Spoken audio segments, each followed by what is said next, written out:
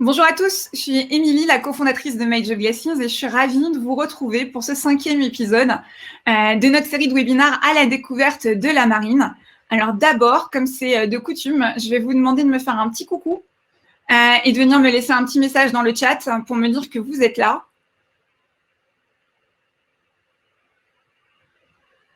Waouh, ça va trop vite, donc je n'arrive pas à lire tous vos prénoms. Bonjour à tous.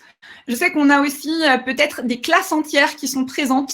Donc n'hésitez pas à nous faire un petit coucou et à nous dire combien de personnes vous êtes de votre classe et où se trouve votre lycée. Ça me fera super plaisir de reprendre peut-être vos questions aussi tout à l'heure. Je vous rappelle que vous avez un onglet questions dans lequel vous allez pouvoir poser toutes vos questions. Alors, pour poser vos questions, n'hésitez pas à me dire qui vous êtes, comme ça je pourrai expliquer à Florian, qui va être notre invité du jour, et vous présenter. Donc, n'hésitez pas à rappeler votre prénom, à rappeler votre classe, en quelle année d'études vous êtes, dans quelle spécialité, et puis vous mettez votre question après. Eh bien, bonjour Samir, si tu es tout seul, c'est pas grave, on est ravis de t'avoir avec nous. Et donc, du coup, un grand plaisir de vous retrouver comme à chaque fois avec nous. Alors, peut-être me présenter un petit peu plus et vous rappeler qui on est, nous, chez Major Blessings. Vous savez que chez Major Blessings, on a décidé de remettre l'humain au cœur de l'orientation des 15-30 ans en vous connectant avec un réseau de 52 000 professionnels. On est aujourd'hui le premier acteur du mentorat en France avec plus de 100 000 jeunes qu'on a accompagnés en 2020 et on a envie d'aller encore plus loin cette année avec notamment pas mal de lycéens qui nous ont rejoints et on en est ravis. Alors, pour ce 5e épisode, on va accueillir Florian qui va me rejoindre dans quelques instants. Et Florian, en fait, il est fusilier marin. Alors, vous allez me dire, qu'est-ce que c'est que ce métier? Alors, on va avoir 1 heure pour en discuter avec Florian. Mais avant, je vais vous donner quelques informations. Vous dire que la Marine nationale recrute en ce moment 450 fusiliers marins chaque année en tant que matelot ou officier marinier. Et donc, les fusiliers marins, ce sont les forces de protection et d'intervention de la Marine nationale. Ils sont spécialisés dans les missions de défense militaire et d'interdiction maritime. Ils travaillent 24 heures sur 24, 7 jours sur 7. Ils protègent les sites sensibles de la marine, à terre comme en mer. Et par exemple, ils ont en charge la protection des bases liées à la dissuasion, comme la base sous-marine de l'île Longue, par exemple. En appui aux opérations navales, ils embarquent à bord des navires de combat de la marine. Ils procèdent à des missions d'intervention en mer, ils luttent contre les trafics illicites, notamment tout ce qui est piraterie, narcotrafic, trafic d'armes, et ils participent également à la protection des navires, comme le porte-avions Charles de Gaulle et les porte-hélicoptères. Bref, pour entrer dans le détail et vous expliquer tout ça mieux avec des éléments hyper concrets, j'invite Florian à me rejoindre sur scène pour partager cette heure avec nous. Alors, pour vous rappeler, on va prendre 45 minutes à peu près pour échanger avec Florian sur son quotidien. Et les 15 dernières minutes, ce seront vos questions. Donc, posez des questions, votez pour ces questions. Je prendrai celles qui ont été le plus votées. Hello Florian, tu vas bien? Bonjour Émilie, très bien et toi? Ça va, merci. Ravie de t'avoir avec nous pour cette heure où tu vas nous expliquer concrètement ton métier de fusilier marin. Mais avant ça, tu sais qu'on commence, on a une petite coutume dans cette série de webinaires. On commence toujours par la carte d'identité de notre invité. Et donc, du coup, je vais te poser quelques questions en mode on y va très vite et on répond assez rapidement. Et puis après, on prendra un petit peu plus le temps de revenir sur tout ton parcours. Est-ce que D'accord, tu très bien. peux nous rappeler ton grade? Alors moi je suis quartier-maître de 2e classe, Super. Ton prénom, du coup, c'est Florian. Ton âge? 21 ans, Ah ouais. Et tu es originaire d'où, Florian? d'un petit village à côté de Reims, dans le nord. Super. Tu es dans la marine depuis quand? Ça va bientôt faire 3 ans. Incroyable. 21 ans et déjà 3 ans dans la marine. Super. Et ton meilleur souvenir dans la marine, c'est quoi? Lors de mon déploiement à Djibouti, grâce à l'aide de mon chef de DED, j'ai pu sauter en parachute avec les commandos marines. Génial. Et ta meilleure expérience en équipage?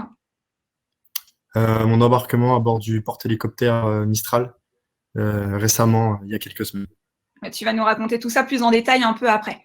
Le plus gros challenge auquel tu as dû faire face? Euh, le challenge physique, je pense, parce que en arrivant dans la marine, j'avais pas un niveau exceptionnel et j'ai dû m'y adapter et prendre vraiment sur moi et vraiment travailler là-dessus. Ok, tu nous raconteras tout ça tout à l'heure. Et est-ce que tu as un livre ou un film préféré qui t'a inspiré pour devenir marin? Je pense que beaucoup ici le connaissent, le film Force spéciale, sorti en 2011. Ça, c'est un film qui m'a marqué. Même, je pense beaucoup, nos spécialités, tout le monde l'a vu et c'est un film vraiment motivant. Trop bien. Mais écoute, merci de t'être prêté à ce petit jeu. Maintenant, on va prendre un petit peu plus de temps et rentrer un petit peu plus dans les détails. Est-ce que la Marine nationale ou le monde des armées de manière plus large, c'est un rêve de tout gamin ou c'est quelque chose qui est venu un petit peu par hasard au fil de l'eau? Comment ça s'est passé pour toi? Alors, moi, j'ai toujours voulu être dans l'armée. Après, j'ai jamais su exactement dans quel corps, armée de l'air, armée de terre ou marine. Et D'accord. en voyant les messages, d'ailleurs, ça me fait penser. Au fait, moi, j'ai fait une préparation militaire marine et, pour me faire découvrir en fait le métier de militaire. Et c'est eux qui m'ont fait découvrir le métier de fusilier marin. Et c'est ça qui m'a mis sur la voie pour devenir justement fusilier marin. Super. Et donc, du coup, ta PMM, tu l'as faite quand, justement? La PMM, je l'ai faite sur l'année 2015-2016. D'accord, tu étais au lycée, c'est ça, en première, je crois? Oui, c'est ça. J'étais en lycée en première et les week-ends, j'allais faire ma préparation militaire dans un camp. Ok, donc juste pour expliquer à ceux qui ne connaissent pas, quand on fait une préparation militaire marine, le week-end, c'est le samedi, je crois. Oui, Euh, c'est ça. tous les Le samedis, samedi, le samedi, une semaine sur deux, normalement. Après, je sais d'accord? que certaines préparations font sur 2 semaines ou font des semaines complètes. Ça dépend pendant les vacances. Ça dépend des zones, mais souvent, c'est ça. Ok, et Ça c'est reste. comme ça que tu as découvert la marine nationale. Et c'est ça qui t'a donné envie de t'engager et de rentrer dans la marine pour en faire ton métier? Oui, alors je savais que je voulais m'engager dans l'armée, mais le fait de faire une préparation militaire marine qui, pendant sa formation, a fait découvrir de nombreux métiers, y compris celui de fusilier. Et c'est quand j'ai découvert ce métier-là, j'ai su que c'était ça que je voulais faire. Très clair. Et donc, du coup, tu décides d'aller quand même jusqu'au bac, puisque tu es en première. Donc, tu passes ton bac. Et là, tu fais quoi? Un peu avant, je crois, tu commences à aller dans un CIRFA. Donc, on rappelle que le CIRFA, c'est le centre d'information et de recrutement des forces armées.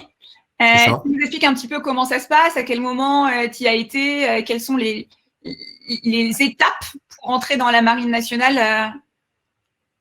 Alors en fait, avant d'aller faire ma préparation militaire marine, du coup, je suis allé dans un CIRFA pour prendre des informations pour savoir où est-ce que je voulais aller, qu'est-ce qui me plairait. Donc ils m'ont mis sur la préparation militaire marine, ce que j'ai fait. À l'issue, ils connaissaient du coup mon cursus, ils savaient ce que je voulais faire. Je suis retourné les voir et ils m'ont orienté vers les fusiliers. Donc ensuite, j'ai monté un dossier. À l'issue, je suis parti faire mes tests d'évaluation à Lorient pendant une semaine. Donc là, on est en civil, hein, j'étais encore au lycée à ce moment-là. Ça dure une semaine, donc on va avoir des tests physiques, médicaux, psychotechniques, psychologiques. Et en même temps, ils vont nous faire aussi un petit peu découvrir le monde des fusiliers marins. Et à l'issue, j'ai réussi les tests. Et du coup, quelques mois après, j'ai embarqué et j'ai pu commencer mon cours de fusilier. D'accord. Si on revient un petit peu sur les tests, et notamment les tests physiques, puisque tu nous as dit que c'était le sujet sur lequel tu avais dû le plus travailler après. C'est des tests qui sont accessibles à tout le monde. Oui. Tu nous expliques un petit peu comment ça se passe pour donner quelques infos? Alors, faut savoir, en gros, c'est vraiment accessible à tout le monde, hein. Il y a il y a rien d'impossible. C'est pas des tests commando, loin de là. Donc, il y aura une petite marche. Enfin, ce qu'on appelle une marche, c'est une course de 4 km avec un petit sac à dos à 6 kilos. Ensuite, on va avoir quelques pompes, quelques tractions, euh, et un petit peu de piscine, mais il y a rien d'inaccessible vraiment. Après, pendant le QF, du coup, il y aura des tests. Ça va monter crescendo, mais le niveau suivra avec les entraînements qui nous donnent. Ok. Et donc, du coup, là, tu pars pour 4 mois à Lorient, à l'école des fusiliers et commandos. C'est ça? C'est ça. Oui. Ok. Tu m'as expliqué qu'il y avait 2 phases. Je te laisse peut-être raconter ça à tous les jeunes qui nous écoutent. Oui, donc le cours à Lorient, ça s'appelle un QMF. Donc le QMF, c'est le quartier-maître de la flotte. C'est ce qu'on appelle grossièrement les classes. Donc en gros, elle se divise en deux parties, la FIE et la FEM. Donc la FIE, c'est la formation initiale élémentaire. Donc en gros, c'est pour vraiment apprendre qu'est-ce qu'un militaire en fait, à marcher au pas, à chanter, à prendre les grades, vraiment à être un militaire. Et sur la FEM, donc c'est la formation métier. Là, on va vraiment apprendre la spécialité de fusilier marin. Donc comment on va travailler le fusilier marin, toutes ces techniques un peu particulières qui font notre spécialité. Ça va être vraiment de la spécialisation sur notre travail. Très clair. Et du coup, à la fin, tu es classé et toi, tu as eu l'opportunité de choisir où tu voulais aller et tu t'es dit un peu de soleil, le sud, Toulon, ça me dit bien. C'est ça? Oui, c'est ça. Alors, le classement, donc c'est un peu comme dans toutes les écoles de l'armée. Il va y avoir un certain nombre d'affectations et il va y avoir un classement. Donc, le premier choisira où il ira et le dernier prendra ce qui reste. Voilà. Ça, c'est comme partout, il faut aller chercher la place qu'on veut. Et du coup, j'ai eu l'opportunité de pouvoir avoir la place Toulon, que j'avais découvert pendant ma PMM, pendant une semaine de découverte. Du coup, j'ai réussi à retourner à Toulon et intégrer le bataillon de fusiliers marins détroyers. Super. Donc là, ça fait bientôt 3 ans, c'est ça que tu es à Toulon et que tu profites du soleil C'est du ça. sud.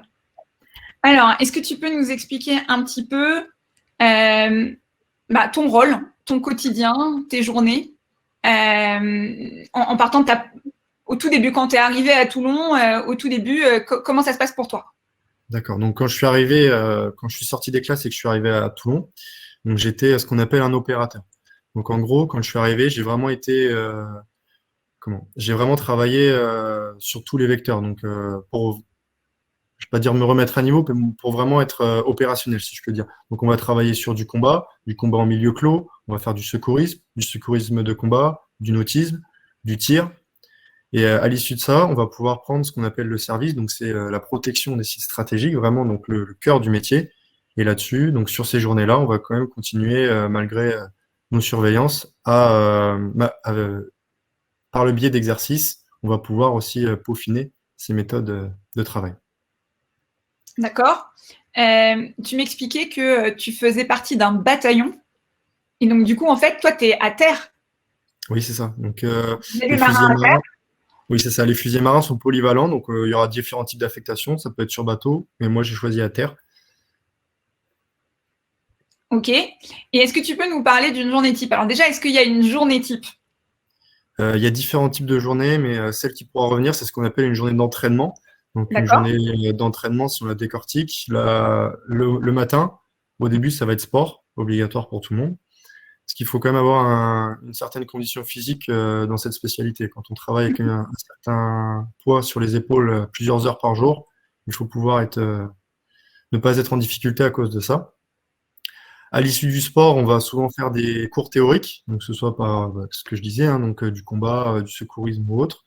Et l'après-midi, on va le mettre en œuvre, mais version pratique. Donc on va aller sur le terrain faire du combat, on va faire du secourisme avec des instructeurs, on va les tirer. C'est vraiment varié. Vraiment, aucune journée ne se ressemble chez les fusils. OK. Donc ça, c'est l'entraînement. Et puis, Oui, j'imagine qu'il y a des fois où vous êtes en mission. oui, c'est ça. Donc va y avoir la phase déploiement. Donc, en gros, quand on va être déployé, ça va être, si je puis dire, à peu près le même travail, sauf dans des pays extérieurs. Donc, ça peut être la Martinique, la Nouvelle-Calédonie, la Réunion, Tahiti, Djibouti, Abu Dhabi. Il y a vraiment C'est génial, on fait le tour du monde. On voyage avec toi. on voyage bien. Et donc, du coup, si on revient sur ton bataillon, vous êtes à peu près 300, c'est ça? Oui, c'est ça. Et vous travaillez par équipe de 7. Oui, c'est ça. Ça varie, mais c'est souvent ça. OK. Et dans une équipe de 7, tu me disais, chacun a son poste, tu nous expliques un petit peu comment ça fonctionne? Très bien. Ben, en fait, c'est donc comme dans l'armée, il y a une hiérarchie. Donc, on va avoir le chef. Le chef va donner ses ordres au chef de binôme et les chefs de binôme vont donner leurs ordres aux opérateurs. Ce qui va pouvoir, pendant une intervention ou un exercice, pouvoir progresser sur un milieu, que ce soit terrestre ou nautique. Et donc, toi, tu es chef de binôme. Maintenant, je suis chef de binôme, oui. OK. Depuis combien de temps? À peu près? Depuis quelques mois, depuis que je suis passé en grade. OK. Félicitations pour ça. Merci. Et donc, du coup, tu as eu l'occasion déjà de partir en mission. Est-ce que tu peux nous parler de chacune de ces missions? On va prendre la première. Très bien. Donc, ma première mission, j'ai été déployé sur la base navale Fort Saint-Louis, donc en Martinique. Donc, sur cette base, j'ai été employé pour la protection de cette même base. Il y avait différents sites. Et au sein même de cette même mission, j'ai été affecté quelques semaines sur un navire de guerre en membre de renfort sur l'équipe de visite pour la lutte contre le narcotrafic. Donc, le narcotrafic, c'est la lutte contre le trafic de drogue. Donc, on est venu renforcer justement cette équipe de visite qui était déjà présente. D'accord. Tu nous expliques ce que fait une équipe de visite? Peut-être juste pour… Alors, une équipe de visite, concrètement, dès qu'un navire va être classé suspect ou même juste pour ce qu'on appelle une enquête de pavillon. En gros, c'est comme la gendarmerie contrôlerait un véhicule sur la route. C'est à peu près pareil. Et nous, D'accord. on fait la gendarmerie sur l'eau et on va monter à bord. Donc, on va utiliser certaines techniques pour monter à bord. Et on va faire ce qu'on appelle donc une enquête de pavillon et on va vérifier les documents, le personnel, la cargaison et ce qui n'y ait pas de problème. Très clair. Et après la Martinique? Après la Martinique, donc je suis rentré 6 mois à Toulon, donc 4 mois, pardon, sur lequel je me suis pareil réentraîné. Donc il faut savoir, les fusiliers, on est constamment en entraînement. On va toujours essayer de peaufiner notre façon de travailler. Et à l'issue, j'ai été redéployé donc à Djibouti pour un détachement de 4 mois encore. Donc pareil, j'ai été affecté pour faire de la protection des sites stratégiques encore de la marine et des navires de guerre qui venaient en escale. Et on a pu aussi échanger avec les commandos marines. C'est l'avantage de Djibouti. Et c'est là que tu as fait un saut en parachute. Tu nous expliques un peu? Grâce à l'adjoint du chef de détachement, il y avait des shooter ops qui étaient brevetés tandem. Il fallait qu'ils fassent un certain nombre de sauts. Et du coup, il leur fallait un personnel pour faire le Pax tandem. Du coup, j'ai été choisi pour sauter avec eux. Trop bien. Génial. Bravo.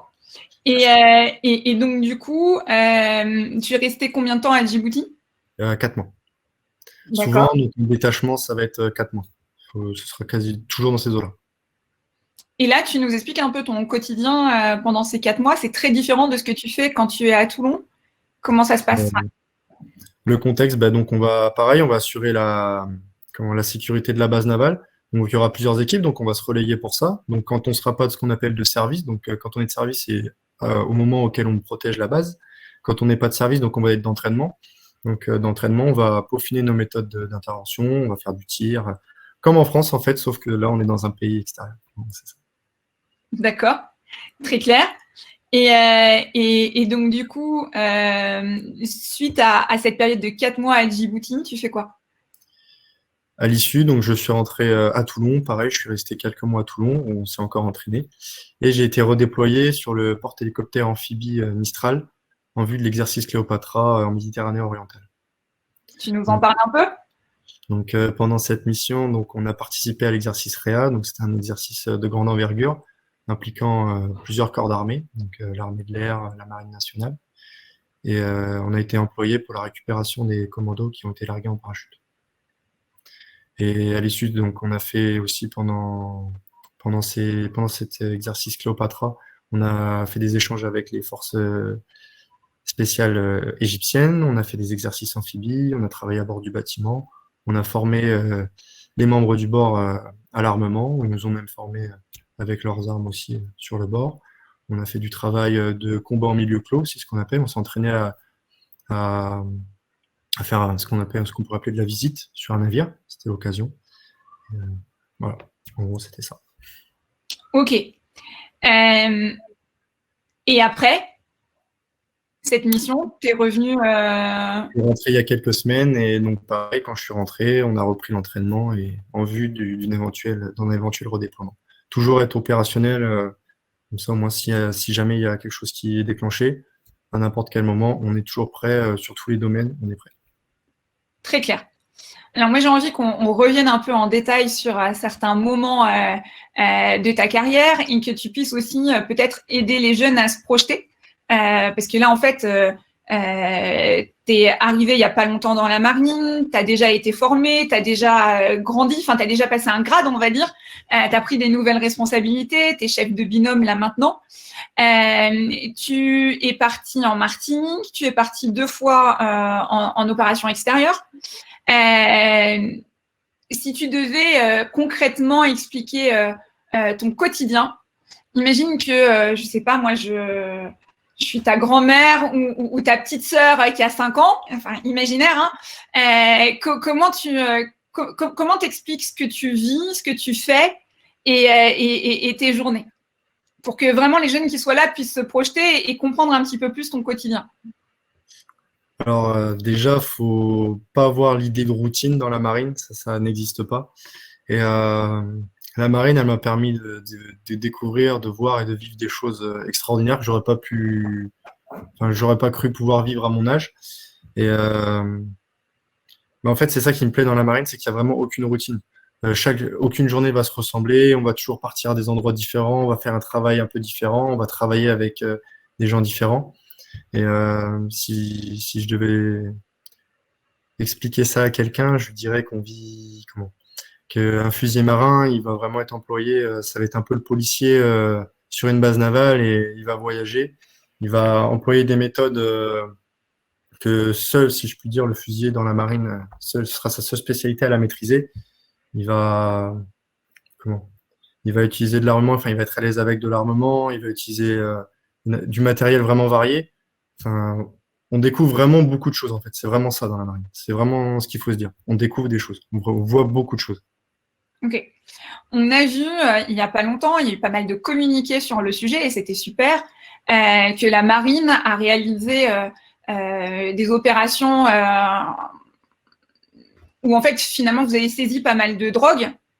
Est-ce que tu peux nous parler de cette partie-là? Je sais que toi, tu n'as pas directement été impliqué, je crois, dans ces éléments-là, mais est-ce que tu peux nous parler un petit peu de comment ça se passe, de ce qui se fait et de ces opérations records où il y a eu des saisies de drogue qui étaient assez énormes, qui ont été faites par la Marine nationale? Oui, c'était il y a quelques mois, il y a eu 8 tonnes qui ont été saisies au large de l'Afrique. Et donc, en fait, bah, pour en revenir, en gros, de base, ça partait d'une enquête de pavillon. C'est ce qu'on parlait justement. Ou alors, c'était déjà un navire suspect et ils ont envoyé leur équipe de visite qui était composée de membres du bord et de fusiliers marins. Et de là, ils ont fait leur enquête de pavillon, ils ont fait une fouille du navire et ils ont découvert justement cette cargaison. Donc après, il y a toute une procédure Alors, forcément. attends, c'est quoi une enquête de pavillon? Donc une enquête de pavillon, c'est ce que je disais, en fait, c'est un petit peu comme un contrôle de gendarmerie contrôlerait un véhicule. Là, on va contrôler le navire, voir si tout est en règle. Sauf si le navire peut être classé suspect aussi. On peut, le navire de guerre français peut avoir des renseignements sur ce navire, le soupçonnant justement de trafic, et là va envoyer leur équipe. Donc là, vous décidez d'envoyer une équipe de visite. Donc, c'est des personnes qui partent vérifier. Donc, du coup, il y a des fusiliers marins, mais il peut aussi y avoir des membres du bord, de l'équipage, c'est ça? Oui, oui, tout à fait. Chaque navire de guerre, en fait, a son équipe de visite avec des membres du bord, qui sera peut-être renforcée par des fusiliers marins venant d'un bataillon, ou même s'il y a des fusiliers marins à bord d'un navire de guerre, ils seront obligatoirement sur l'équipe de visite. Mais il peut être renforcé par un groupe venant à terre. D'accord. Donc, vous vous approchez du bateau suspect, vous demandez à monter à bord et à vérifier les papiers.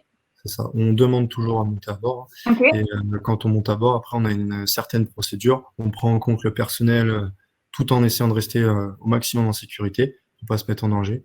Et on prend en compte le personnel avec respect.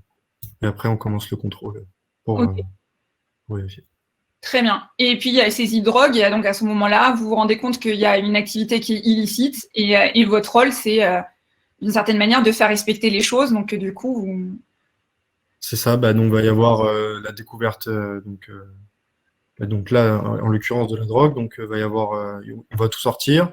On va tout ramener sur le navire français. On va tout peser et on va tout sera stocké et sera géré après par les forces compétentes à terre. Et pareil pour le personnel du navire, nous, on va juste les arrêter, entre guillemets, on va les maintenir en respect et on les donnera au personnel compétent aussi.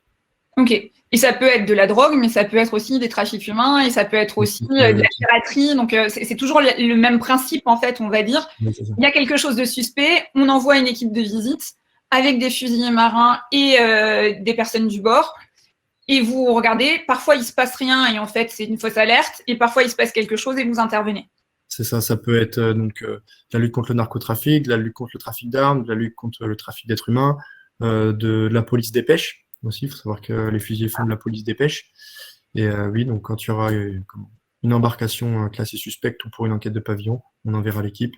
Et en fonction du cas, de la coopération du personnel de bord, le personnel de visite, donc les fusiliers ou les membres du bord, opteront pour une méthode d'intervention en fonction de la situation. On s'appliquera toujours en fonction de la situation. D'accord. Un autre sujet qui était intéressant aussi, c'est que tu expliquais tout à l'heure que dans le cadre de la mission Cléopatra, en fait, vous avez rencontré des autres armées aussi, d'autres pays parfois. Donc, tu parlais de Oui, l'Égypte. c'est ça. Donc, vous Là, êtes… on était en coopération avec les forces militaires égyptiennes, oui, c'est ça. Marine et terrestre aussi. Super. Et donc, ça aussi, c'est des choses sur lesquelles vous intervenez souvent et vous rencontrez d'autres Oui, nationalités, d'autres armées avec lesquelles vous travaillez? oui, la France, les fusiliers ont été amenés à collaborer avec, notamment sur Mission Coram, les fusiliers marins portugais, espagnols, les troupes américaines sur bateau, là, les forces spéciales et terrestres égyptiennes. C'est vraiment, on essaie de créer des collaborations intéressantes avec les nations alliées.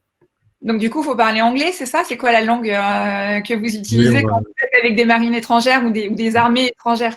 on va parler anglais, mais après, la gestuelle peut parfois suffire. D'accord. Donc, de toute manière, on arrive à se comprendre, c'est ça qui est bien. On arrive à se comprendre, c'est ça. Génial. C'est quoi la suite pour toi, Florian? Parce que là, on se rend compte en fait que déjà en 3 ans, tu as été formé, tu as eu un métier, tu es parti plusieurs fois en mission, y compris à l'extérieur. Tu as déjà passé un grade et maintenant tu es chef de binôme. C'est quoi la suite pour un jeune comme toi qui a 21 ans et qui a déjà autant de responsabilités? Comment ça marche? Et ben, donc moi, pour la suite, là, incessamment sous peu, je vais partir, je vais remonter à Lorient pour passer à ce qu'on appelle le BAT. Donc le BAT, c'est le brevet d'aptitude technique en vue de devenir chef d'équipe. Donc chef d'équipe, c'est le chef de cette fusiliers. Et à l'issue du brevet d'aptitude technique, je vais tenter le stage commando marine. Ok, donc là tu repars pour 4 mois d'entraînement à Lorient. Donc ça va être un petit peu la même chose, ça va être physique, c'est ce que tu disais la dernière fois. Tu repars pour à la fois une formation sur ce métier de chef d'équipe et à la fois pour un entraînement qui va être assez physique.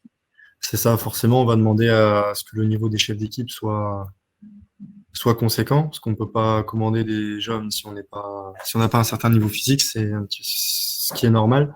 Et après, bien sûr, on va apprendre, c'est comme un QMF. Un QMF, on va apprendre le travail d'opérateur. Et le BAT, on va vraiment apprendre le travail de chef d'équipe. Ok. Et puis tu nous as parlé de stage commando. Oui. Donc ça, c'est la suite. Donc du coup, juste pour comprendre, hein, tu fais ton BAT. Du coup, tu as une nouvelle affectation après, et après, Oui, tu fais un stage commando ou tu pars directement au stage commando? Comment ça marche? il y aura une petite phase entre les deux. Donc, à la fin du BAT, comme au QMF, il y aura un classement, un certain nombre de places. On choisira en fonction de notre place. Et à l'issue, il y a des tests. Avant d'aller au stage commando, il y a des tests. Il faut les passer, les valider. Si c'est validé, on peut partir au stage, tenter le stage, si on réussit. Ok. Et donc, du coup, si on veut être commando, on ne rentre pas dans la marine commando, c'est ça. Donc, il faut d'abord avoir une première affectation, notamment fusilier marin, par exemple. Oui, Et après, on peut faire un stage commando. C'est comme ça que ça fonctionne? oui, c'est ça. On ne peut pas directement dire on fait commando marine. Non, il faut déjà être militaire, il faut déjà être marin. Pas forcément fusilier, il faut être marin. Et après, on peut postuler au stage commando. Et à l'issue, si on réussit, on devient un commando. Ok. Ça, c'est un rêve d'enfant pour toi? Ou pas forcément? D'enfant, il est né assez récemment, mais ce rêve d'atteindre un peu une unité prestigieuse, ça, oui. C'est un rêve qui j'aimerais se réaliser. Trop bien, mais on te souhaite le meilleur et on croise un petit peu les doigts. Comment ça se passe si on reprend ton métier? J'imagine qu'il y a des moments. Donc toi, tu vis sur la base à Toulon? Oui, c'est ça. On est logé à côté du bataillon de fusiliers marins. On est logé juste à côté et moi, je vis sur base. Ok.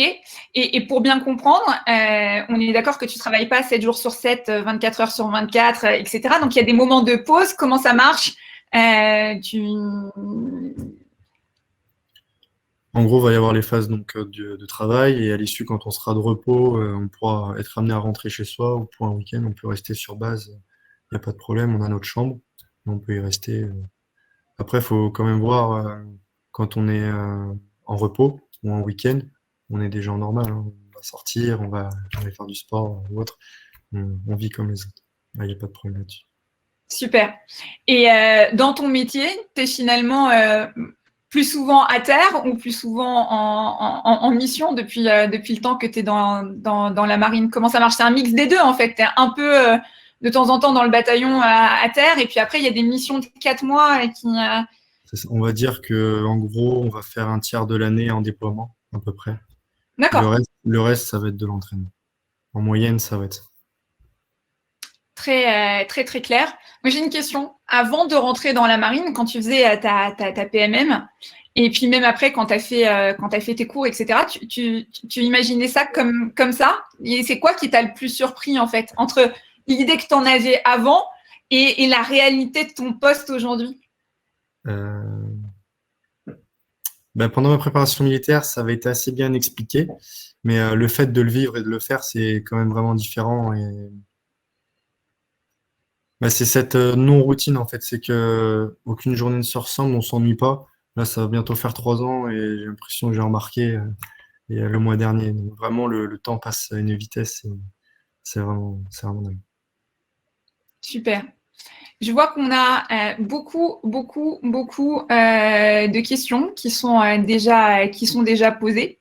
Certaines sont déjà très, très, très bien votées, d'autres pas encore. Donc, je vois que vous êtes très, très actifs dans le chat et que vous avez beaucoup parlé entre vous et que vous êtes répondu à plein de questions entre vous, donné des conseils, etc. C'est super. N'hésitez pas à aller voter pour vos questions parce que je vais prendre les questions et on va poser les questions du coup que vous avez à Florian. Alors, pour vous expliquer comment ça va marcher. Je vais prendre les questions qui sont les plus votées et puis je vais descendre au fur et à mesure. Il est possible, plusieurs choses sont possibles. Peut-être que Florian n'aura pas la réponse à votre question puisque vous posez une question hyper spécifique de recrutement dans une spécialité particulière avec un parcours particulier. Si Florian n'a pas la réponse, demain, sur mon compte LinkedIn, on va travailler avec le service de recrutement de la Marine nationale pour vous apporter la réponse à votre question. Donc, on teste toutes les questions les unes après les autres. Si Florian n'a pas la réponse, pas d'inquiétude. Demain, sur mon fil LinkedIn, mon équipe vous le remettra le lien à la fin sur le chat. Vous aurez toutes les informations. OK? On commence avec la première question de Pierre, mais Pierre ne m'a pas dit qui il était. Alors, je ne sais pas qui est Pierre. Pierre demande quelles sont les perspectives d'évolution du fusilier marin. Est-ce qu'il nomme notamment commando, maître chien, GSIM. Alors là, j'ai besoin que tu m'aides parce que je ne sais pas ce que c'est, etc. Alors, donc là, pour répondre à la question cynotechnique, donc les chiens, donc en gros, il faut savoir qu'à l'issue d'un cours, que ce soit QMF, donc quartier-maître de la flotte, ou de l'école sous-off Mestrance, il est possible à l'issue de ce cours, en fait, ils vont demander qui sont les volontaires pour devenir cyno, et à l'issue du cours, et en fait, il y aura un autre cours pour pour apprendre le métier de cynotechnicien. Et oui, on a des cynos dans la spécialité de fusilier marin. Ensuite, pour la spécialité commando marine, donc là, c'est comme pour tout, on va avoir des tests. On va avoir des tests de sélection. Si on les valide, on peut aller au stage commando. Si on réussit le stage commando, on deviendra commando. Et à l'issue, faut savoir que si on est commando et qu'au bout d'un certain temps, on n'est plus apte ou autre, on redeviendra la spécialité qu'on était de base. Et donc là, ce que tu avais du mal à prononcer, ça s'appelle le GESIM. Le GESIM, c'est le groupe spécialisé en intervention maritime. Donc en fait, c'est un groupe, ce sont des fusiliers marins qui vont être spécialisés dans du travail, donc du combat en milieu clos, de l'aérocordage, des raids nautiques. Ça va être un groupe vraiment spécialisé. Et donc eux, ils vont être détachés du service lambda. Et ça tombe bien, ça fait l'enchaînement avec la prochaine question de Baptiste, qui est en terminale générale et qui a 18 ans, et qui te demande est-ce que tu connais les tests de sélection des FUS du GSIM, justement? Il n'y a pas vraiment il y a pas de barème. En fait, ça va être une sélection sur plusieurs mois. Si vous faites l'affaire, vous pouvez rester. Si vous faites pas l'affaire, ils vont vous renvoyer en unité de fusilier marin. Il y a pas un barème comme au stage commando, si c'est ça la question. Ok. Après, il y a une certaine rigueur physique à avoir, bien évidemment, parce que là, vous allez travailler toute la journée avec beaucoup de poids sur les épaules. Il y a Vincent qui a 17 ans et qui demande si tu as pour ambition de passer les tests commando pour ainsi gagner ton béret vert, mais je crois que tu as répondu à cette question. Oui, oui, c'est mon souhait en effet. Alors, Vincent toujours qui nous dit on entend parfois dire que les fusiliers marins s'ennuient après quelques années. Est-ce que c'est ton cas? J'ai pas l'impression. Non. C'est peut-être le cas pour certains, mais vraiment dans la spécialité de fusilier marin, il y a une opportunité d'évolution. Il y a tellement de choses à faire. C'est celui qui ne veut pas s'ennuyer ne s'ennuiera pas. Ça, c'est évident. Et justement, Vincent qui nous donne un peu plus d'informations sur son métier, il est pompier et il espère qu'il ne va pas devoir partir en intervention maintenant parce qu'il aime beaucoup ce webinar. Et donc, du coup, il demande s'il y aura une rediffusion. Et ben oui, Vincent, il y aura un replay qui sera aussi disponible demain sur mon compte LinkedIn. Donc, on t'envoie tout ça. Enzo, qui ne me dit pas qui il est. N'hésitez pas, hein, quand vous posez vos questions, à donner un maximum d'élan, parce que ça nous aide à mieux répondre. Qui demande si on t'a déjà proposé de passer les tests de sélection pour devenir commando marine. En fait, on te propose jamais. C'est toi qui dois dire je veux tenter les tests, c'est ça, hein. Oui, c'est ça. Alors, faut savoir que pendant un cours, QMF ou BAT, vous allez avoir des phases de sélection. Et si vous les réussissez pendant votre cours, vous pourrez aller sur le prochain stage commando. Donc, il faut savoir que moi, à l'époque, j'avais pas le niveau. J'avais pas le niveau, donc j'ai pas réussi. Et du coup, à l'issue du BAT, je veux les réussir au moment du BAT. Mais il faut savoir qu'en unité, si vous êtes volontaire commando, vous pourrez tenter les tests. Si vous les réussissez en unité, vous pourrez tenter un stage commando. Je vois les petits messages dans le chat. Donc oui, la rediffusion sera donnée demain sur mon compte LinkedIn. On vous donnera le lien tout à l'heure. Et vous la retrouverez aussi sur la chaîne YouTube de Major Glassing. Alors, ça bouge beaucoup. Thomas, qui ne se présente pas non plus et qui nous dit il faut quel niveau d'anglais pour entrer dans la marine? Est-ce qu'il y a des tests d'anglais? Est-ce que c'est nécessaire de parler anglais pour entrer dans la marine ou pas du tout? Alors, il y a un petit test d'anglais, mais accessible à tous. Vraiment, il n'y a aucun niveau en fait de requis. Et il faut savoir que dans la marine, par contre, vous pourrez passer si par exemple il est très fort en anglais, il pourra au sein de la marine passer des tests et qui vont lui faire valoir des points d'avancement, qui pourront lui faire monter en grade, et ça pourrait être utilisé.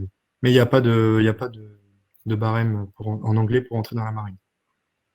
Alors, on a Margot qui est en seconde au lycée et elle a une super question. Elle en a deux même. Elle voudrait savoir, un, si toutes les spécialités sont ouvertes aux femmes et deux, s'il y a une taille minimum pour les femmes. Alors, je ne sais pas si tu connais la réponse. Si tu ne connais pas la réponse, on répondra demain. Mais... Alors, pour la taille, je ne pourrais pas dire. D'accord. Je pense que c'est comme dans l'armée, il y a une taille minimale, mais je ne pourrais pas la donner vraiment. Okay. Après, pour une femme, elle peut accéder à toutes les spécialités. Si elle a le niveau et qu'elle, pendant les classes ou les formations, elle réussit, elle peut même réussir le stage commando. Si une femme a le niveau pour réussir le stage commando, elle peut sortir. Donc, il y a des femmes en commando aujourd'hui ou pas? En commando breveté, non. D'accord. Et dans les fusiliers marins, par contre, il y a des femmes qui sont fusiliers marins. Toi, tu en as dans ton bataillon et oui. Bah, on voilà. a des femmes fusiliers marins, oui, et on a même des femmes cynotechniciennes. C'est tout à fait accessible. Donc, Margot, c'est possible pour toi. Aucun problème, vas-y. Et pour la taille, on répondra du coup demain sur mon compte. J'essaye de voir parce que ça bouge beaucoup. Il y a des questions, donc du coup...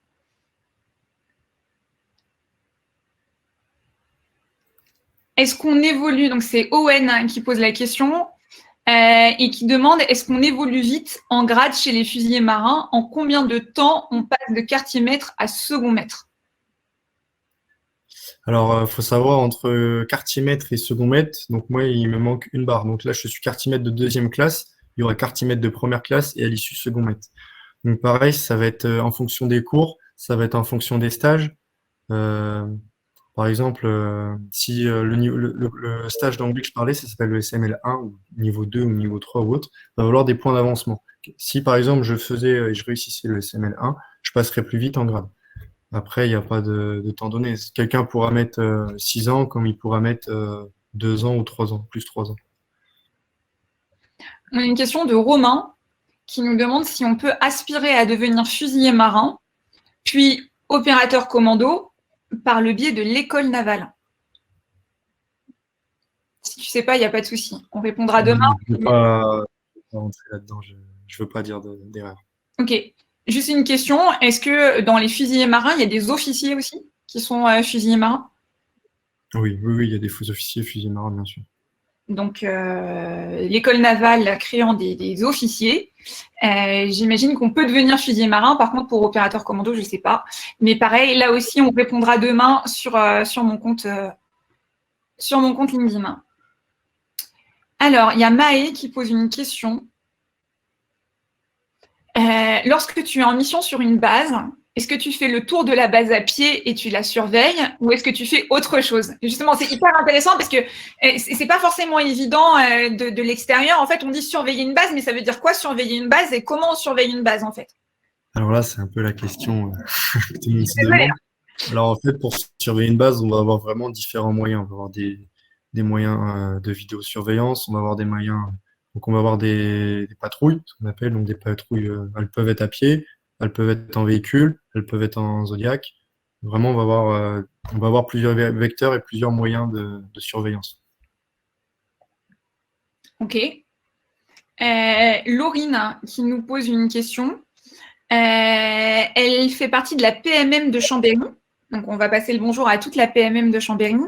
Elle demande quelle est la proportion d'affection. Je pense qu'elle veut dire d'affectation. Alors, désolée, ça a bougé parce que les questions bougent au fur et à mesure. Embarquée dans les fuses. Donc en fait, là, ça va être un peu spécifique, mais faut savoir que, par exemple, à la fin d'un cours QMF, il pourrait y avoir des places sur des navires. En fait, si un navire a besoin de personnel, il va demander du monde. Après, il y aura beaucoup plus de fusiliers à terre. Voilà. Si c'est la réponse, on va dire du 85% à terre et le reste Et 15% embarqué. embarqué. Très Ouais. clair. Il y a Pierre. Vas-y.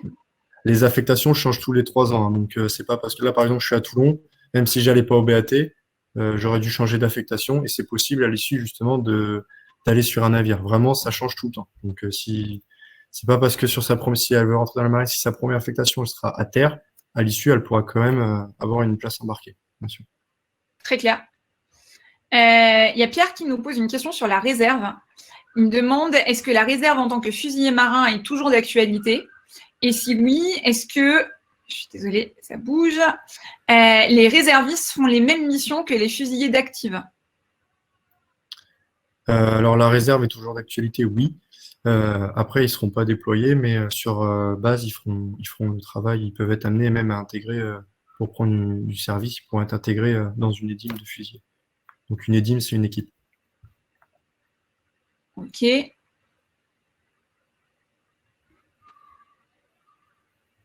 C'est quoi les qualités requises pour être un bon fusilier marin? Ça, c'est une question intéressante. Alors, les qualités requises. Aimer son travail, s'investir et pas avoir peur de travailler longtemps ou travailler tard. Faut pas compter ses heures. Même quand on est militaire en général, faut pas compter ses heures. Il faut aimer ce qu'on fait, il faut s'investir à fond. Ce sera que payant. Alors, Adrien qui a 17 ans et qui est dans la PMM de Saint-Étienne. Bonjour à la PMM de Saint-Étienne. Est-ce que tu as des conseils pour le stage co à nous partager pour les commandos marines? Non, pardon. Est-ce que tu as des conseils pour le stage co à partager que les commandos marines t'auraient donné? Alors oui, parce que moi, je peux pas en donner de mon vécu, mais pour celui qui veut en faire, qui travaille énormément le poids de corps et le cardio. Voilà. Et la natation, c'est les meilleurs conseils que je pourrais donner.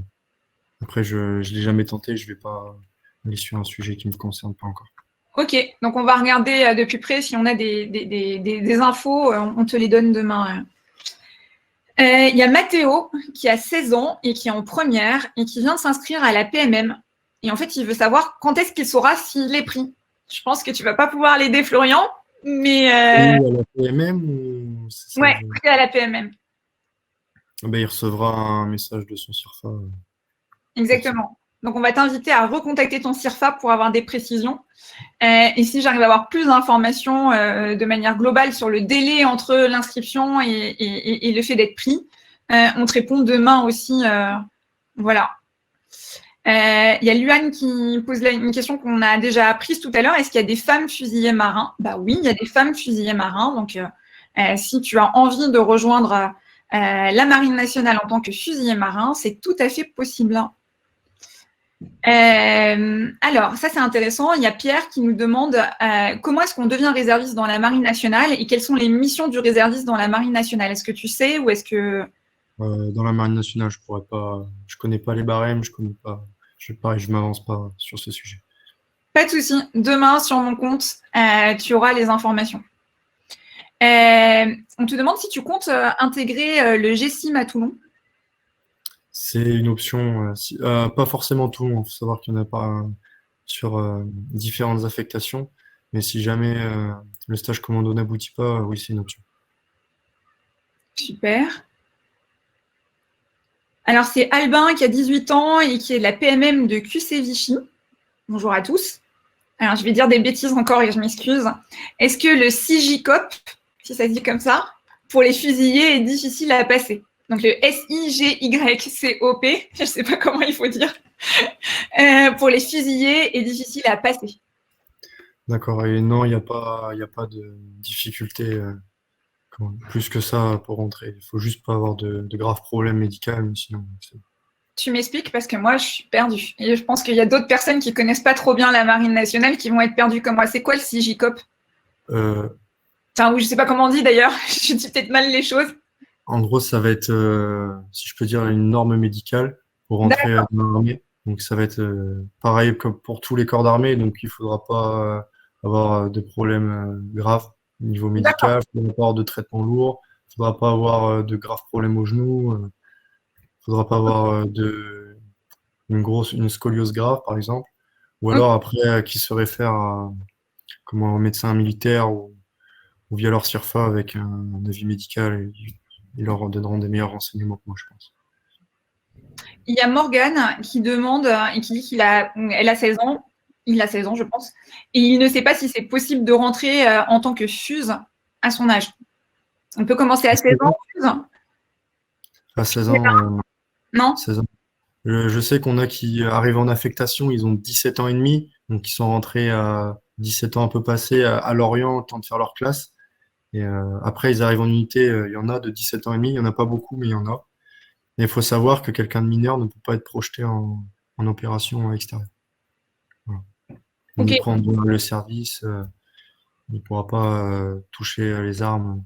On attendra qu'il soit majeur. C'est sa question aussi. Très clair. On a Constance qui a 17 ans, qui fait partie de la PMM de Valence, qu'on salue, et qui demande comment on devient réserviste de la marine. Bah, comme on l'a dit tout à l'heure, on te donnera toutes les informations demain sur mon compte. Voilà. Je descends parmi toutes les questions. Alors, Vincent, qui est réserviste FUSE QM2 à Toulon, il demande si tu as l'intention, si tu réussis le stack, d'évoluer en s'équipe-com, par exemple, ou vers Uber. Alors, Uber, je connais, c'est les commandos. Le reste, je suis perdue et je veux bien que tu m'aides. J'y suis pas encore. Donc, pour ceux qui demandent, le s'équipe, c'est parce qu'en fait, donc le stage commando, ça va être comme un QMF. C'est pour devenir un opérateur commando. Après, il va y avoir, donc comme le BAT FUSE, il va y avoir le chef d'équipe commando, chef de groupe, chef de mission, et ainsi de suite. Et bien sûr, mais après, j'en suis pas encore là. Mais si j'en ai l'opportunité, bien sûr, j'essaierai. Il n'y a pas de problème là-dessus. Ok. On a Vincent qui a 19 ans et qui est en attente de son QMF en septembre. Il dit, pour quelqu'un comme toi qui a dû beaucoup progresser physiquement, si on a réussi les tests à Lorient, le QMF est-il difficile physiquement ou l'on progresse assez vite avec les entraînements réguliers? Est-ce que tu peux nous parler un petit peu de ce côté physique? Parce que tu en as parlé tout à l'heure, tu as dit que tu avais dû beaucoup travailler. Donc, donc j'ai réussi les tests pendant mes évals, bien sûr. Entre le laps de temps éval et départ du cours, il y a eu 3 ou 4 mois. Je me suis beaucoup investi au niveau poids de corps et course à pied. Et après, pendant le cours QMF, il faut savoir que vraiment il y a un gros suivi au niveau du sport. Donc certes, il y a un niveau qui est demandé, mais derrière, il y aura beaucoup de sessions d'entraînement. Donc si cette personne s'investit correctement pendant son cours, il n'y aura aucun problème, ça passera. Ok. Il y a Romain, je remonte un peu parce qu'il y a plein de questions qui sont repassées au-dessus. Romain qui a 18 ans, qui est en terminale, il demande s'il y a une distance à laquelle se référer pour les tests. 5 km, 10 km, 15, semi-marathon pour la course de 4 km.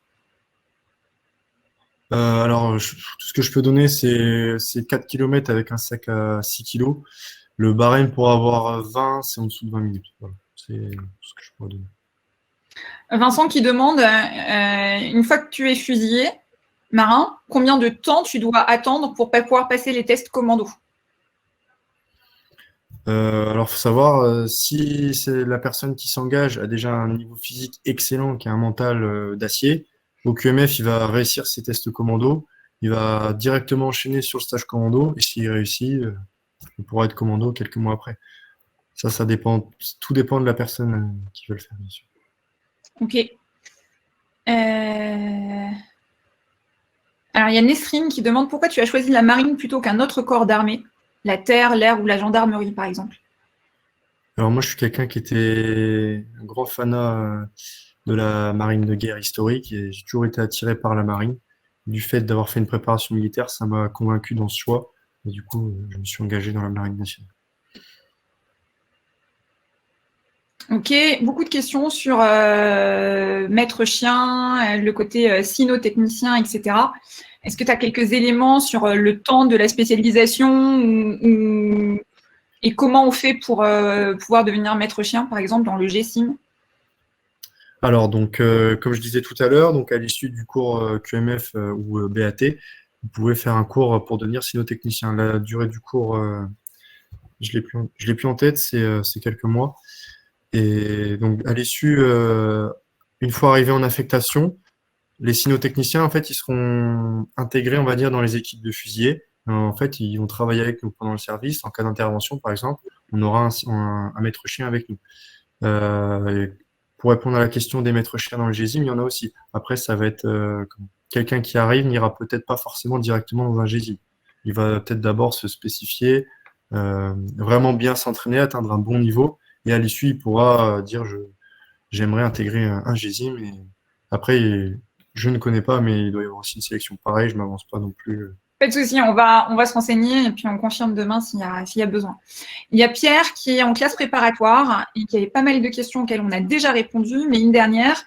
Quelles sont les différences de sélection entre fusilier Mestrance et matelot de la flotte? Alors, j'ai pas fait Mestrance et je connais pas le barème. Je pourrais pas dire s'il est supérieur, s'il est égal. Pareil, je m'avance pas. Pareil, on donnera Pierre les résultats, enfin les éléments de réponse demain sur mon compte. Est-ce que ton bataillon te coach si tu veux passer les tests commando? Oui, bien sûr, on a des moniteurs de sport et on a même des comment, des anciens commandos qui étaient là. Du coup, ils peuvent pareil nous donner des conseils ou on peut aller intégrer des cours de natation, de course à pied, de musculation, enfin, travail en poids de corps, je veux dire. Et oui, oui, bien sûr. On nous envoie pas. Si pareil, si quelqu'un est motivé et s'il a la volonté, on l'envoie pas comme ça au stage commando. S'il veut se donner les moyens, il sera bien coaché, bien préparé pour réussir dans les meilleures conditions. Ok. Alors, j'essaye de trouver les questions auxquelles tu peux répondre parce qu'il y a des questions qui sont très très spécifiques et du coup auxquelles on répondra demain.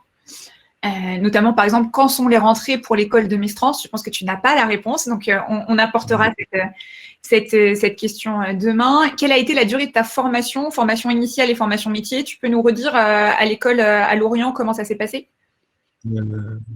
Alors, si mes souvenirs sont bons, donc sur une durée de 4 mois, la FIE dure à peu près 1 mois et demi et la FEM 2 mois et demi.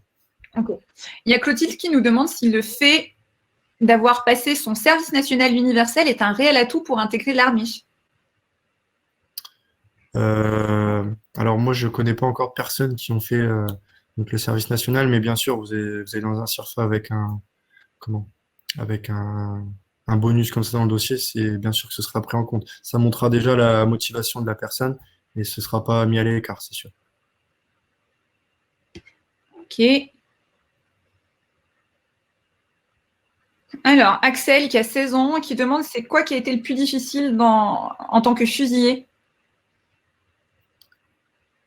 L'eau froide. Je pense que ça, c'est un peu ce qui revient pour beaucoup de personnes. Après, certaines personnes, ils sont forcément habitués. Moi, je viens d'un endroit où il n'y a pas la mer. Donc, quand je suis arrivé à Lorient, j'ai découvert un peu, je pense que beaucoup, si je dis la cuve, beaucoup sauront ce que c'est. Et c'est un peu difficile psychologiquement, mais pareil, on s'y habitue aussi rapidement. Ok. Donc non, Florian n'a pas été à Mistrance, il a été à l'école des commandos, des fusiliers et des commandos à Lorient. Oui.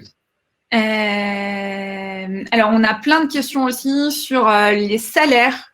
Et donc du coup, pareil, il est hors de question que Florian vous parle de son salaire, mais on vous répondra demain pour vous donner les salaires d'entrée directement. Je crois que juste que ce que tu voulais dire, Florian, c'est que quand tu pars en mission, le salaire n'est pas le même, c'est ça? Oui, oui, oui. En fait, en fonction de la zone, on va être déployé. La solde, donc la solde, c'est le salaire de base, va être multiplié. Donc ça va dépendre de l'endroit. Si on va en Martinique, ce sera un peu moins que si on va à Djibouti, par exemple. Alors, intéressant. Margot qui nous dit j'ai 16 ans et je suis à la PMM de Perpignan. Bonjour à la PMM de Perpignan. Je voulais vous demander s'il y a une part dans le métier de fusilier marin que vous appréciez moins. Et quel est votre meilleur souvenir? C'est quoi qui est le plus contraignant, on va dire? Enfin, on a tous dans nos métiers, c'est une question que je pose d'habitude, on a tous dans nos métiers, quel que soit le métier, des choses qu'on adore et qui font qu'on est super content de se lever le matin, et des choses qui sont un peu plus difficiles. Alors, l'eau froide, j'ai noté, mais à part ça. J'ai la chance d'aimer à peu près, on va dire, tout ce qu'il y a dans mon travail. Après, niveau contrainte, en fait, je vais rester là-dessus. C'est en fait, par exemple, quand on va être sur une équipe de visite, ce qu'il faut savoir, c'est que s'il y a une mer vraiment déchaînée, moi, c'est la phase en fait progression en zodiaque. Voilà, parce que on va subir, si je puis dire, le raid. Ce qu'on appelle le raid, c'est la progression en zodiaque. Et le travail sur l'eau, parce que moi, je suis quelqu'un qui a le mal de mer. Du coup, forcément, dès qu'on va monter sur un petit boutre où il fait chaud, où il y a des odeurs un peu d'hydrocarbures ou autre. Voilà, ça c'est un peu le côté négatif pour moi. Voilà. Après, quand on est concentré et on est vraiment dans l'action, le mal de mer est oublié. C'est le travail qui priorise. Je vais prendre une dernière question, puisque je pense que c'est important d'y répondre. Et puis, on essaiera même de répondre à toutes les questions, même celles qui n'ont pas pu être posées demain. On va voir ce qui est possible de faire, parce qu'il y en a quand même beaucoup, mais on essaiera d'en sélectionner certaines. C'est Francis, qui a 20 ans, qui est en terminale STMG, qui aimerait s'engager en tant que fusilier maître chien, mais il ne sait pas s'il faut avoir des connaissances avant. Tu confirmes, Florian, qu'en fait, la marine te forme de A à Z et te donne un métier derrière. On est d'accord? Vraiment, il y a juste un truc qu'il faudra, c'est la motivation, ça c'est bien sûr. Mais après, donc, s'il veut passer par QMF ou même Mestrance, ils vont lui apprendre le travail de militaire pendant la formation initiale. Pendant la formation métier, il va apprendre le métier de fusilier. Avant, il va être fusilier avant d'être sino. Et à l'issue de ses cours, il ira dans un cours cynotechnicien et il va apprendre vraiment le métier du travail avec le chien. Après, s'il y a des connaissances, bien sûr, ça peut être utile, mais s'il n'en a pas, ce ne sera pas du tout un obstacle. Non, le temps est passé trop vite, il est déjà 18h59. Je vais vous remercier tous d'avoir été présents et d'avoir posé d'aussi nombreuses questions. Je vais te remercier toi aussi, Florian, d'avoir partagé ton expérience, d'avoir répondu à autant de questions et d'avoir permis à tant de jeunes en fait d'y voir un petit peu plus clair sur la Marine nationale. Et puis je suis sûre que tu en as inspiré pas mal qui ont envie de suivre ta voie et de s'engager en tant que fusilier marin. Je vais te laisser le mot de la fin. Juste avant, vous dire que du coup, vous aurez le replay de l'épisode, plus la réponse à l'ensemble de vos questions demain sur mon compte LinkedIn. Et je vais remercier quelqu'un de mon équipe. S'ils peuvent mettre le lien vers mon compte, ce serait super. Comme ça, vous aurez tous les éléments tous. Et puis, surtout, je vais, avant de laisser le mot de la fin, du coup, à Florian, vous dire qu'on vous attend très nombreux pour notre prochain webinaire qui aura lieu le 9 juin. J'aurai le plaisir de recevoir un marin du ciel, une technicienne aéronautique. Donc, elle est affectée sur une base de l'aéronautique navale. Elle a la charge de la mise en œuvre et de la maintenance des hélicoptères ou des avions de la marine. Son métier, c'est procéder à la maintenance et à la préparation des aéronefs, à terre comme en mer, comme sur le porte-avions. Donc, un métier totalement différent. Et c'est ça qui est intéressant aussi dans la Marine nationale, c'est toutes les opportunités que vous avez. Merci infiniment, Florian, pour ce partage d'expérience. Je te laisse le mot de la fin, un petit message à l'attention des jeunes qui étaient avec nous, qui t'ont posé beaucoup de questions, et puis ton petit conseil pour qu'ils suivent ta voie. En petit message de la fin, là j'ai vu dans les messages, il y a énormément de gens des préparations militaires. Donc savoir que j'étais à votre place avant, donc vraiment, si vous êtes motivé, si vous voulez faire FUSE ou même autre, allez au bout de vos rêves, si je peux dire. Et pour quelqu'un qui voudrait être fusillé, juste qu'est-ce que je pourrais dire? C'est s'investir à fond, avoir de la motivation et de la motivation. Et le sourire, c'est important le sourire. C'est vrai, le sourire, c'est important et on l'a vu aujourd'hui, tu avais beaucoup le sourire et merci d'avoir partagé tout ça avec nous. Vous dire aussi qu'il y a plus de 320 marins ambassadeurs engagés sur Major Glacis qui prennent du temps pour échanger avec vous pendant 1 heure par visioconférence en ce moment du fait de la pandémie. Et donc, du coup, n'hésitez pas à aller leur poser des questions. J'ai vu qu'il y avait plein de questions pour faire plein d'autres métiers que fusilier marin aussi. Vous demandiez comment on fait pour faire tel et tel métier. N'hésitez pas à aller les contacter, n'hésitez pas à leur poser des questions. En tout cas, moi, j'ai pris encore beaucoup de plaisir à échanger avec vous tous et puis avec toi, Florian, que je remercie à nouveau. Et puis, rendez-vous le 9 juin pour poursuivre les aventures, pour découvrir un nouveau métier de la Marine nationale. On vous dit à très vite. Bonne soirée à tous. Merci d'avoir été avec nous. Merci encore, Florian. Je vous en prie.